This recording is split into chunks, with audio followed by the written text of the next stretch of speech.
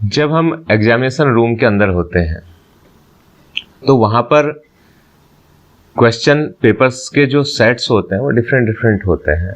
मान लिया ए सीरीज है, बी सीरीज है, सी सीरीज है, डी सीरीज है, इस प्रकार से आपको पेपर्स बढ़ते हैं। और उन सब में जो सीक्वेंसिंग होती है सब्जेक्ट्स की, टॉपिक वाइज, सब्जेक्ट वाइज, वो अलग अलग होती है।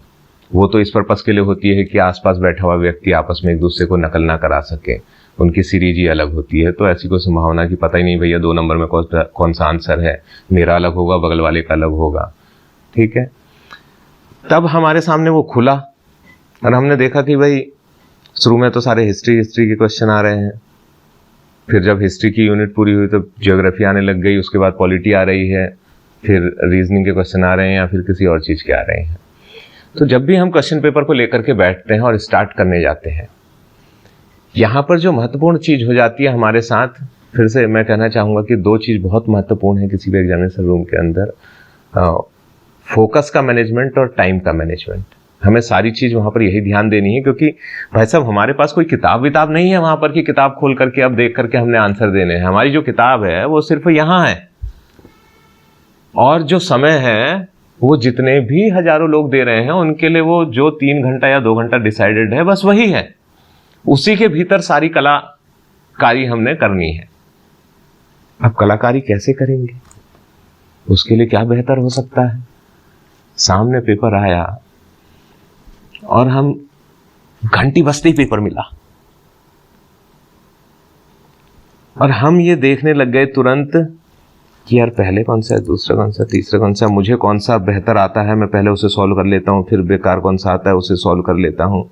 अब मैं इस गणित में अगर लगा रह जाऊंगा तो मेरा समय बर्बाद हो रहा होगा, और साथ ही साथ ऐसा भी महसूस हो रहा होगा कि यार ये वाला पोर्शन तो यार मुझे नहीं आ रहा है या बेकार हो रहा है।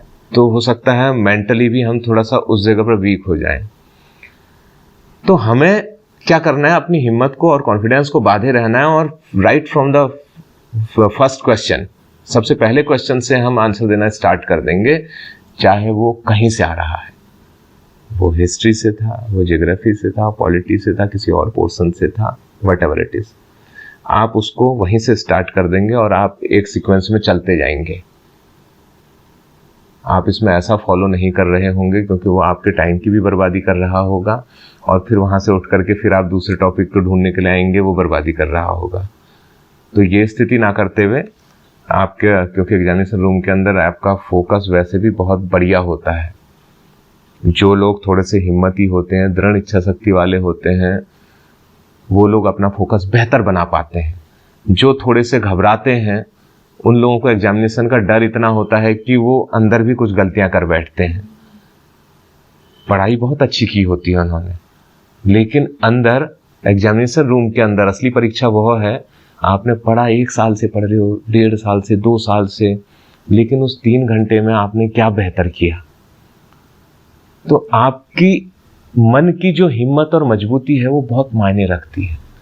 तो एग्जामिनेशन रूम पे बैठते समय आपको अपने आप को बहुत शांत रखना है, और वहाँ बैठ करके फिर आप इसे इस रूप में, सीक्वेंसिंग के रूप में ऐसे ना करके, आप जो भी क्वेश्चन पहले आ रहे हैं वहाँ से सॉल्व करते जाइए और अपना पूरा पेपर खत्म कर दीजिए।